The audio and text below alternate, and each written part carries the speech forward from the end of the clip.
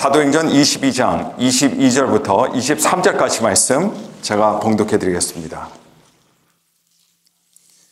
이 말하는 것까지 그들이 듣다가 소리질러 이르되 이러한 자는 세상에서 없애버리자 살려둘 자가 아니라 하여 떠들며 옷을 벗어 던지고 티끌을 공중에 날리니. 자, 지난번에 저와 여러분들이 성난 군중들 때문에 바울의 목숨이 굉장히 위태로워졌던 그런 순간을 우리가 함께 살펴봤습니다. 그런데 바로 그 순간 때마침 로마군이 출동을 하게 되죠. 그래서 소요를 진압할 수 있게 되었습니다. 그리고 바로 그때 사도 바울이 유대인들 앞에서 자기를 돌로 쳐 죽이려던 그런 유대인들 앞에서 변호를 할 수 있는 기회를 얻게 됩니다. 그래서 그 짧은 시간이지만 그러나 바울은 자기 변호를 하게 되죠.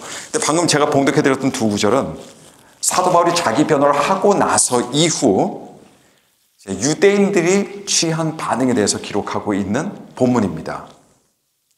근데 제가 좀 전에 읽어드리는 그 두 구절을 보니까 유대인들이 바울의 이야기를 듣고는요, 아, 그렇구나. 아, 그랬구나. 이런 태도가 아니었어요. 오히려 기름에 물을 붓는 듯한 그런 현상이 일어나게 되죠. 그래서 사람들이 더 화가 났어요. 더 분노로 차올랐습니다. 그래서 소리를 막 질러댔습니다. 바울을 죽이자고 소리를 질렀습니다. 그러면서 자기들의 옷을 벗고는 어떻게 합니까? 티끌을 공중에 날리는 거예요. 제가 두 주 전에 제가 말씀드렸지만 이 티끌을 공중에 막 날리는 거는 어떤 행위냐면 어떤 혐오와 증오 또는 저주를 상징하는 그런 당시 상대를 모독하는 그런 행위였습니다. 마치 한국 사람들은 이제 소금을 뿌리듯 유대인들은 티끌을 막 공중에 날렸습니다. 근데 여러분, 바울은 혹시 유대인들이 자기의 말을 듣고 사실 회개하거나 개종까지는 아니더라도 그래도 유대인들이 이성을 찾고 다시 한번 바울의 말을 한번 생각해 볼 수 있지 않았을까? 이런 일말의 기대를 가졌었겠죠. 그런 기대 없이 그렇게 말하거나 자기 변호를 하지는 않았을 거란 이야기입니다. 근데 여러분, 아무런 효과도 아무런 소용도 없었어요. 자, 여러분, 이 결과에 대해서 우리가 주목해 볼 만합니다. 결과가 어땠다고요, 여러분? 결과가 좋지 않았어요. 오히려 결과는 더 나빠졌습니다. 그래서 유대인들의 반응이 어땠다고요? 바울이 그렇게 노력했음에도 불구하고 간절한 마음으로 자기의 간증을 하고 복음을 전했음에도 불구하고 아무런 소용이 없었습니다. 아무런 효과가 없었어요. 물론 그렇다고 사도 바울이 쓸데없는 일을 한 것은 절대로 아닙니다. 상황이 무척이나 안 좋았지만은 사도 바울에게는 그 순간만이 그래도 그들에게 자기를 변호할 수 있고 예수님의 복음을 전할 수 있는 유일한 기회였기 때문에 큰 용기 내서 한 겁니다. 그래서 사실 바울은 그렇게 용기 낸 것 자체만으로도 여러분 충분히 박수를 받을 만했습니다. 그런데 결과가 어땠습니까? 결과는 안 좋아졌습니다. 효과가 없었어요. 여러분, 비록 바울의 처지와는 많이 달랐겠지만 때로 우리들도 누군가에게 우리의 믿음에 대해서, 신앙에 대해서 이야기할 때 또는 예수 그리스도의 복음에 대해서 이야기할 때 우리는 나름대로 전도하려고 했는데 복음을 전하려고 했는데 근데 바울의 경우처럼 아무런 소용이 없고 아무런 효과가 없는 그런 때를 우리가 경험하게 됩니다. 사실 적게 경험하는 것도 아니고요. 복음을 전하면 전할수록 더 많은 거부를 경험하게 돼 있어요. 그래서 때로는 그것을 자신의 실패로 간주하면서요. 씁쓸함을 느끼는 그런 경우들도 적지 않아 있습니다. 그래서 우리가 이런 생각하죠. 내가 말을 좀 더 잘했더라면, 내가 좀 더 논리적이고 내가 좀 더 박식했더라면, 내가 좀 더 정성을 들였더라면 되지 않았을까? 이런 생각도 당연히 들었을 겁니다. 왜냐하면 저도 항상 그런 생각들이 들거든요. 근데 혹시 그런 경험이 있었던 분들에게 아마 많이 있겠지만은 그런 분들에게 이렇게 제가 말씀드리고 싶습니다. 누군가가 여러분께서 예수님을 전하는 그 순간에 그 자리에서 복음을 받아들이지 않았을 때 여러분 사실 그건 여러분들의 잘못이 아닙니다. 여러분들의 탓이 아닙니다. 여러분들의 책임이 아닙니다. 왜냐하면 누군가가 예수님을 믿고 안 믿고는 사실 여러분 우리들에게 달려있는 문제가 아니기 때문에요. 그건 우리가 확실히 알고 있어야 됩니다. 누군가의 구원이 저와 여러분들의 손에 달려있지 않습니다. 저와 여러분들에게 주어진 책임은요 따로 있습니다.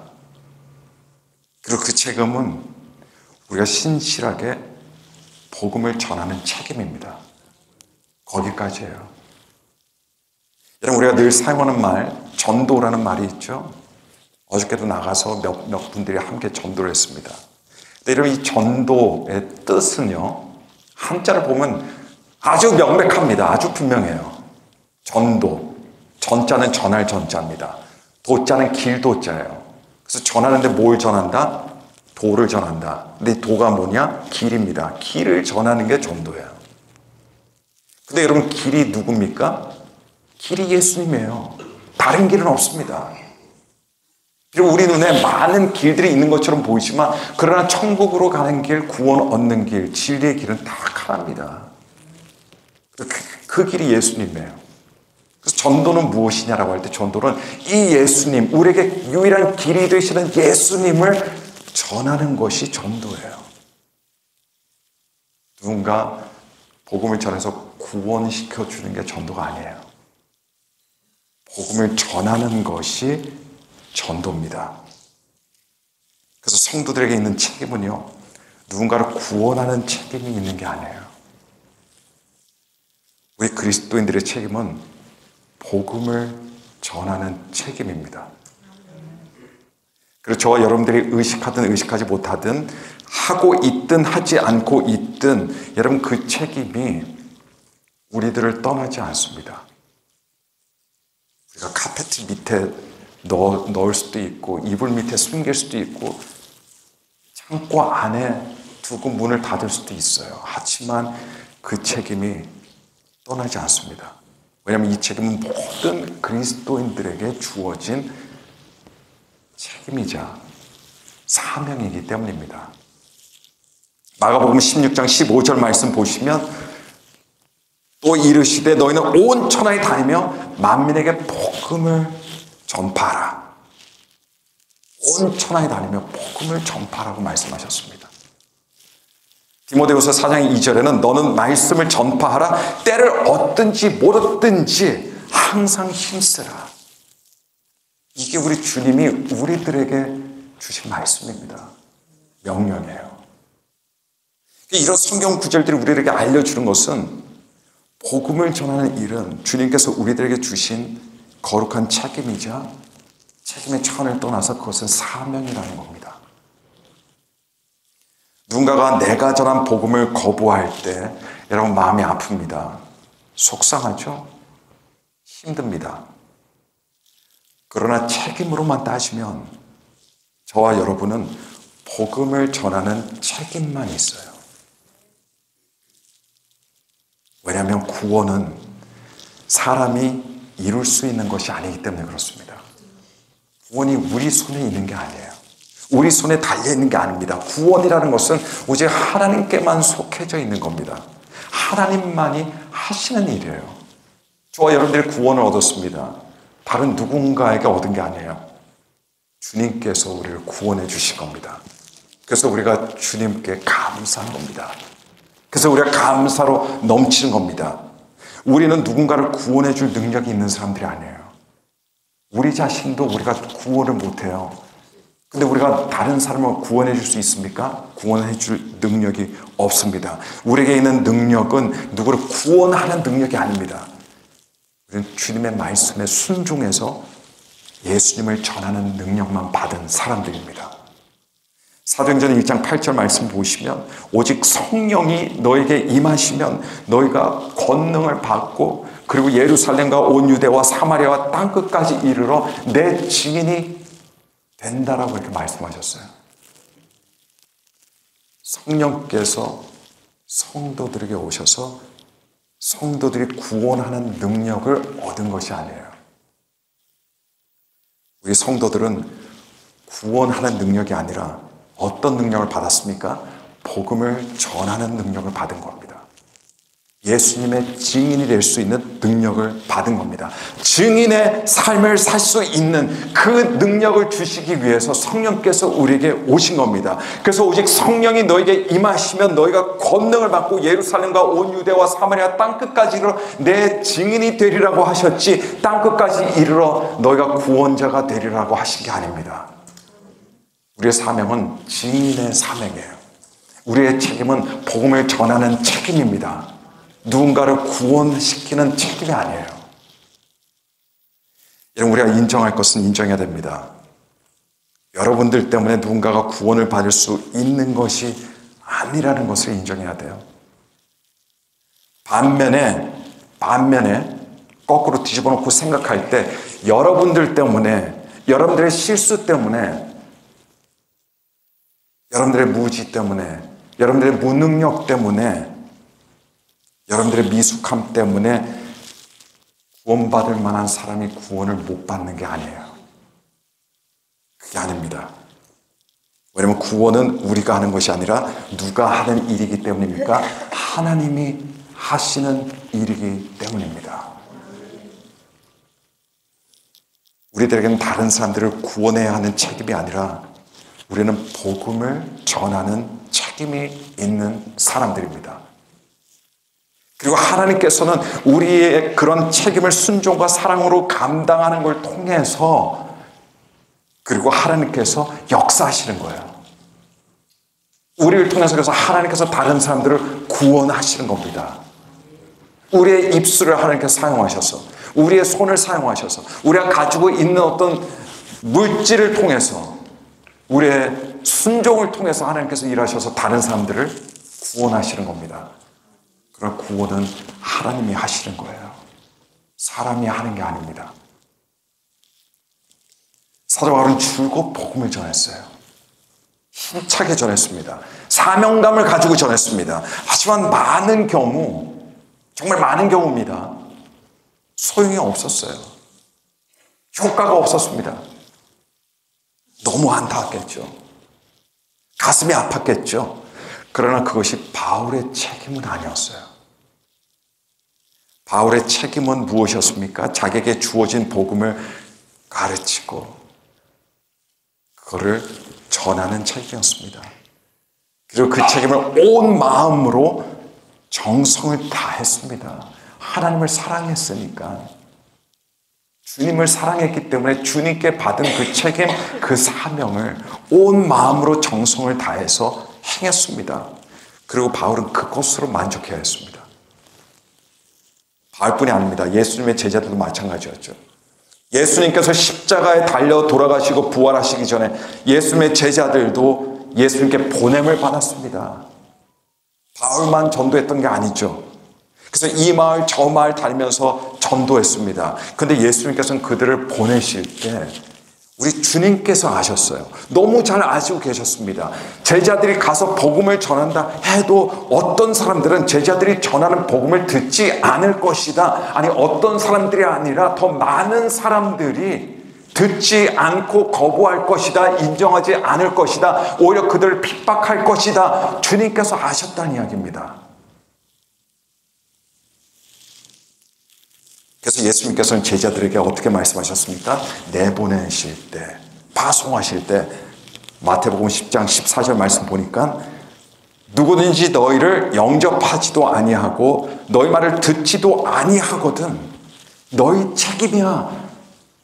이렇게 말씀하신 게 아니에요. 그 집이나 성에서 나가서 너희 발의 먼지를 어떻게 해라? 떨어버리라. 떨어버리라. 어떻게 보면 참 냉정하게 들리는 우리 주님의 말씀입니다. 그런데 예수님께서는 이렇게 말씀하신 이유가 있습니다. 두 가지입니다. 하나는 뭐냐? 그런 행동을 통해서 제자들이 전한 복음을 그들이 거부했다라는 것을 증거로 삼게 하기 위함이었습니다. 두 번째는 제자들이 복음을 전했지만 그러나 복음이 받아들여지지 않았을 때 그 책임은 제자들에게 없다는 것을 알려주시기 위함이셨습니다. 물론 복음을 잘 전하기 위해서, 능력 있게 전하기 위해서 최선을 다해야 됩니다. 그래서 훈련도 받고 고민도 하고 준비도 하고 그렇게 하는 것은 너무나 당연한 겁니다. 그러나 그 복음이 거부되는 것은 여러분 궁극적으로 복음을 전하는 자의 책임이 아닙니다.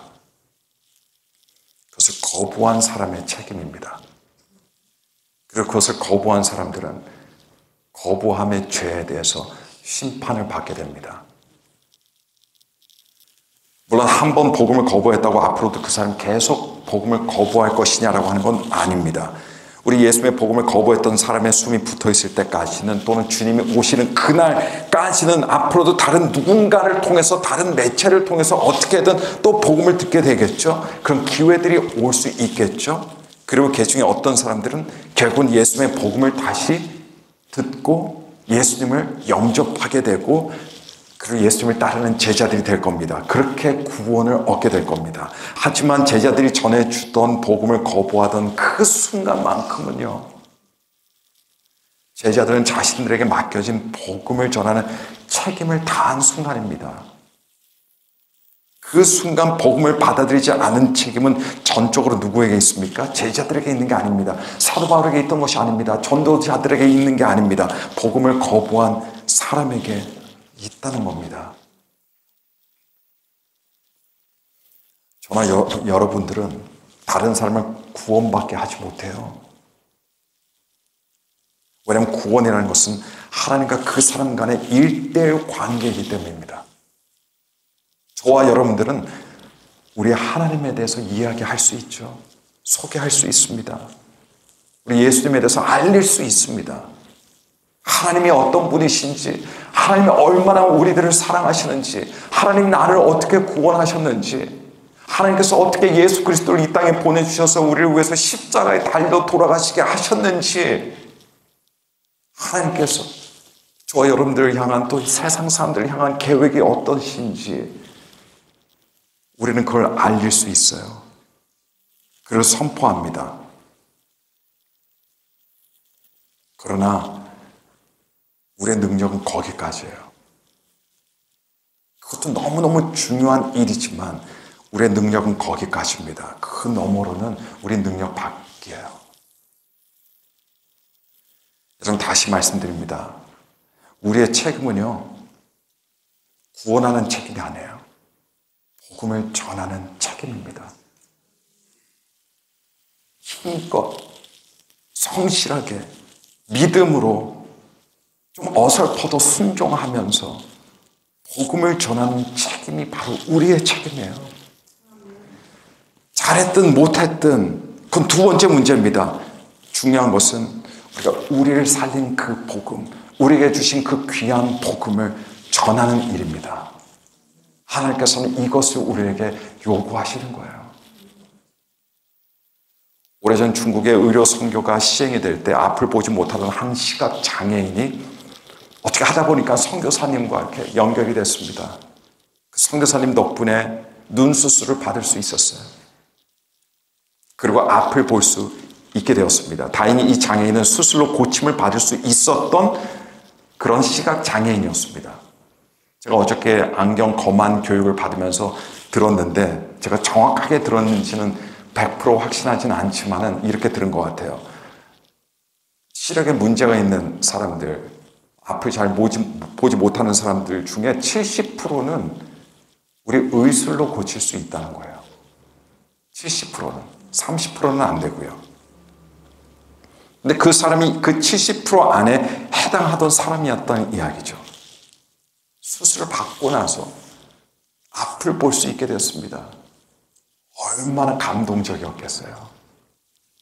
유튜브 보니까 색깔을 보지 못하던 산맹이 또는 뭐 색약이 처음으로 자기가 보지 못하던 색깔을 보니까 그 자리에서 눈물을 흘리는 그런 유튜브 영상들이 많아요. 여러분, 하물며 앞을 보지 못하던 사람이 수술을 받았는데 처음으로 앞을 봤어요. 자기 옆에 늘 같이 있던 사람들을 볼 수 있게 됐고, 자기가 다니던 길을 볼 수 있게 됐습니다. 귀로만 듣던 새의 지저귀 소리를 처음으로 예전에는 듣기만 했는데 이제는 볼 수 있게 됐어요. 저렇게 생겼구나. 하늘의 색깔이 저렇구나. 사람들의 모양이 저런 모양이구나. 저기 지나가는 강아지가 저런 모양이구나. 얼마나 감동적인 순간입니까? 어저께 안경 검안 교육을 받는데도 그런 가르치시는 분이 그런 이야기를 하는 거예요. 완전히 앞을 보지 못하는 사람도 아니고요. 안경을 씌워줘서 앞을 시원하게 보게 했더니 눈물을 흘리더라는 얘기예요. 그리고 나서 거기서 복음을 전하면 10중 8구 그 사람들이 듣는다는 이야기예요.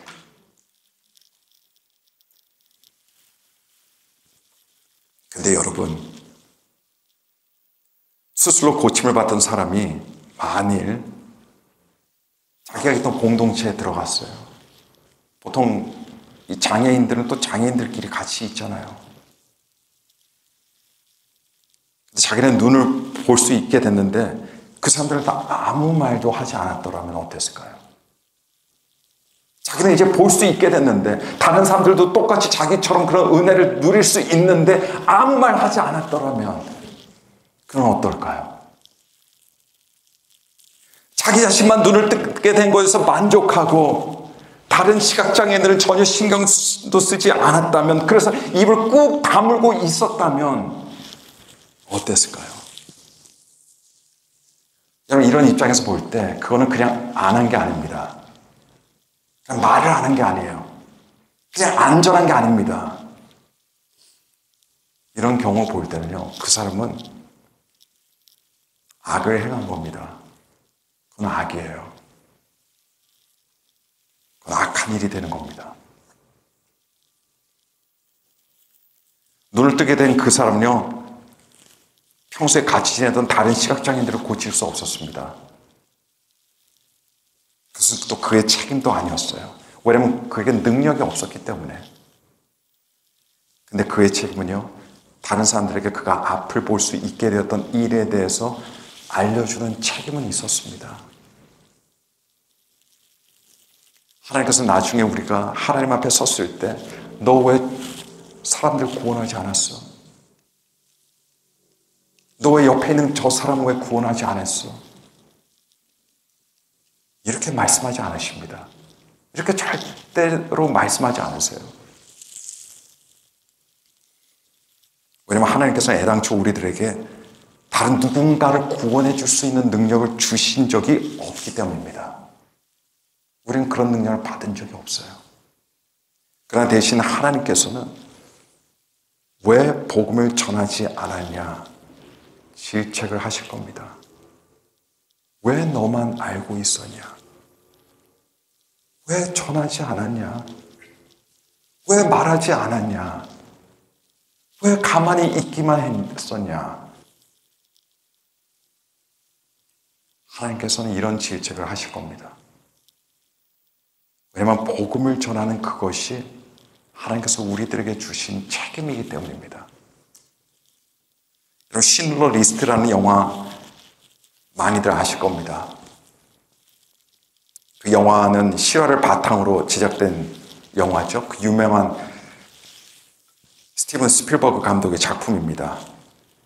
영화의 주인공인 독일 사업가 오스카 쉰들러가 아마 폴란드 사람이었는지 제가 좀 정확히 기억은 안 납니다. 어쨌든 사업가입니다. 오스카 쉰들러. 1939년 나치 독일에게 점령당한 폴란드에서 나치와 결탁해서요, 임금을 줄 필요 없는 유대인들을 공장으로 데리고 와서 그 인력을 이용하면서 돈을 벌게 됩니다. 무기를 생산하게 되죠. 군수용품을 만들게 돼요. 노동비는 들지 않고 공장은 굴러가게 되고 납품하게 되고 돈을 벌게 되고, 머리를 잘 쓴 사람이죠.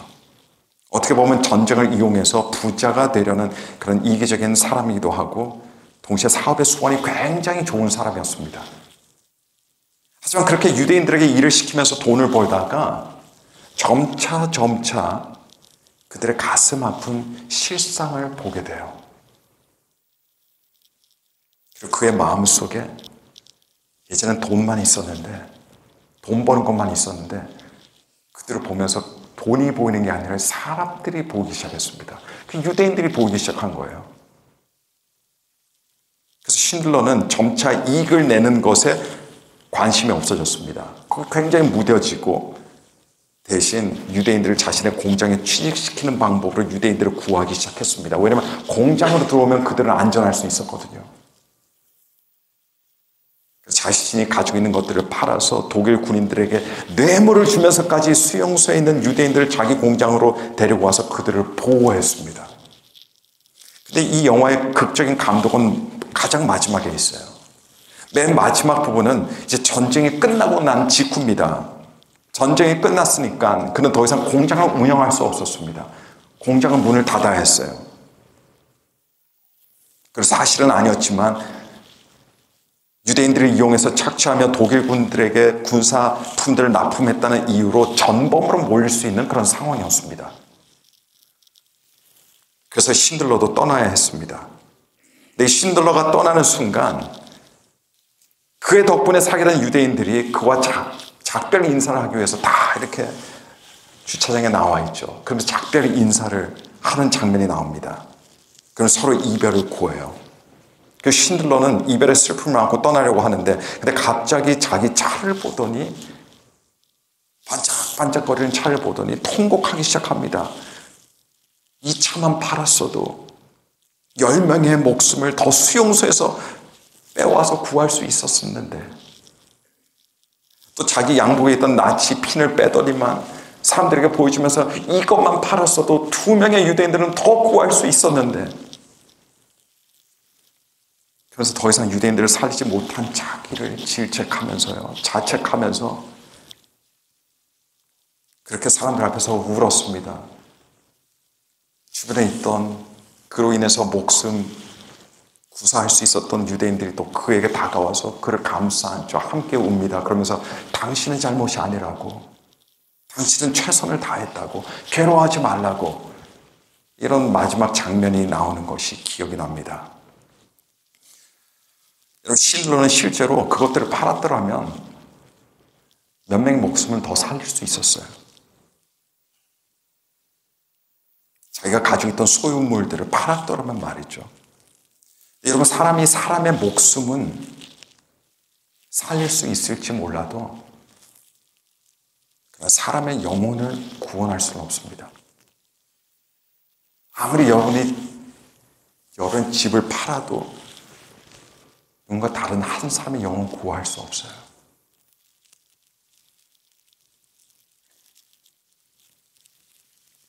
그래서 사실 신들러 리스트에 나는 이야기와 그리스도인의 이야기는 다른 점이 있습니다. 근데 우리들 중에서, 또 많은 그리스도인들 중에서 이 신들러처럼 마지막 순간 통탄할 수 있어요. 우리는 왜 더 많은 사람들을 구원하지 못했냐라는 이런 통탄이 아닙니다. 우리의 통탄은 왜 복음을 전하는 책임을 다하지 않았을까? 왜 전도와 선교의 기회들을 이렇게 많이 놓쳤을까? 왜 전도와 선교에 대해서 이렇게 가벼이 여기면 살았을까? 왜 복음을 전하는 이 거룩하고 영광스러운 책임을 더 하지 못했을까? 통탄을 하게 될 겁니다. 왜냐하면 우리에게 주어진 책임은 다른 사람을 구원하는 책임이 아니라 예수님의 그 소중한 복음을 전하는 거룩한 책임이기 때문에 그렇습니다. 여러분, 사람은 어리석습니다. 우리도 어리석을 때가 참 많아요. 때로는 어떤 책임을 생각할 때 그 책임에 대한 부담감만 보는 경우도 많습니다. 그런 반면에 그 책임의 소중함과 가치와 귀중함을 보지 못할 때가 참 많아요. 그래서 사람들은 나중에 소 잃고 외양간 고친다고 뭔가를 잃고 나서 후회하는 경우들이 얼마나 많습니까? 사랑하는 사람을 잃고 나서, 사랑하는 배우자를 떠나보내고 나서, 사랑하는 부모를 떠나보내고 나서, 사랑하는 자녀를 떠나보내고 나서, 그러고 나서 통탄하며 후회한다는 이야기죠. 눈물을 흘리면서. 하지만 사실은 그때 함께 있을 때가 축복이었다는 것을, 그때 나중에 시간이 지나고 나서야 비로소 깨닫게 됩니다. 복음의 책임도 마찬가지입니다. 이 땅에 살 때는 그것이 얼마나 귀하고 소중한 것이 모르다가 나중에 하나님 앞에 서게 될 때 그게 이렇게 중요한 일이었어, 이렇게 소중한 일이었어, 이렇게 가치 있는 일이었어, 그때 깨닫게 될 수도 있다는 이야기입니다. 복음을 전하는 책임은요, 그냥 무거운 의무감이 아니에요. 나중에 하나님의 온전한 영광의 빛을 볼 수 있게 되는 눈이 떠지게 되면 복음을 전하는 것이 얼마나 영광스럽고 귀하고 소중한 축복이었는지 그거를 보게 될 겁니다. 복음 전하는 일뿐만이 아니에요. 주님을 예배하는 예배도 그렇죠. 주님을 섬기는 봉사 일들도 다 마찬가지입니다. 그것이 얼마나 귀하고 소중한 것인지 우리의 신앙이 깊어지면 깊어질수록 그 가치에 대해서 우리 또 깨닫게 됩니다. 사도 바울은 그걸 알았기 때문에 그렇게 목숨을 내놓고 복음을 전했습니다. 그것이 단순히 무미건조한 의무기만 했다면 절대로 그렇게 할 수가 없었겠죠. 여러분, 우리에게는 다른 사람을 구원해야 할 의무가 있는 것이 아니에요. 우리에게는 그런 능력이 없습니다. 그래서 우리가 함께 하는 게 뭐예요? 그래서 우리가 함께 하는 것이 기도예요. 사랑하는 사람 복음을 아무리 전해도 안 돼요. 그래서 우리는 기도하는 겁니다. 우리 능력 바깥의 일이 되기 때문에 그래요. 하나님 구원해 주세요. 이 사람 예수님을 볼 수 있게 해주세요. 영접할 수 있게 해주세요. 그래서 우리가 기도하는 거예요. 만약에 우리에게 구원할 수 있는 능력이 있었더라면 우리가 구원을 위한 기도할 필요 없습니다. 우리가 그냥 구원하면 되는 일이에요. 근데 하나님께서는 우리에게 그런 능력을 주시지 않으셨어요. 그래서 하나님께서는 복음을 전하는 거룩한 책임을 다하는 성도들을 통해서 하나님께서 친히 직접 다른 사람들을 구원해 주시는 구원의 역사들을 날마다 일으키시고 계신다는 걸 믿으시기를 바랍니다. 여러분, 결국 그리스도인의 성숙함은요, 뭔가를 즐기고 누리고 얻고 이것도 너무 중요하고 좋지만은 그냥 그리스도인의 깊은 성숙함은요, 결국 주님께서 우리에게 주신 책임의 삶을 얼마나 살 수 있냐에 달려 있습니다. 거룩한 책임을 다하는 건요, 어렵고 힘들어요. 그래서 우리가 성숙하지 못하면 할 수가 없습니다. 하지만 그 대신 그리스도인이 어렵고 힘들지만은 그런 주님께서 허락하시는 거룩한 책임을 감당하며 믿음으로 그걸 행해 나갈 때 하나님께서 기뻐하십니다. 그래서 그 사람의 인생을 하나님께서 축복해 주시는 거예요. 그리고 그 사람은 그렇게 하면서 우리 성도들은 더 성숙해지는 겁니다. 성숙의 길은 그렇게 나가는 거예요. 아픔이 없는 성숙은 없어요. 그건 성숙이 아닙니다. 모든 성숙에는요, 모든 성장에는 반드시 아픔이 있습니다. 우리는 우리의 책임을 다하고 우리의 거룩한 성도로서의 삶을 살아나가면서 아플 때가 많죠. 아픔을 느끼는 순간이 성숙해지는 순간이에요. 성장하는 순간입니다. 그래서 우리는 아픔 가운데서 하나님께 감사합니다. 하나님을 찬송할 수 있습니다. 예수 그리스도께서는 고통과 고난 속에서 우리의 구원을 이루어 주셨듯이 우리 또한 우리는 정말 많은 가지 은혜, 많은 가지 축복들을 받으면서 너무 행복하게 인생을 살아야 될 사람들이지만은 그러나 동시에 예수님의 가는 그 길은요, 쉽지 않은 길입니다. 어려움과 고통이 있습니다. 내 거를 내려놔야 되고 내 자신을 내려놔야 되고 그렇게 해서 우리의 십자가를 지고 가야 되는 그런 길이 됩니다. 그 길을 가면 갈수록 우리는 더 진한 향기를 내게 돼요. 더 깊은 성숙함으로 주님 앞에 나가서 하나님께 더 영광스럽게 그렇게 쓰임받고 사용이 되어진다는 것을 믿으시기를 바랍니다.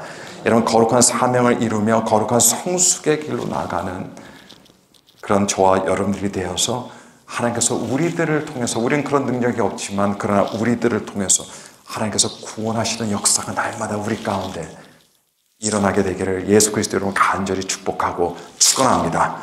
우리들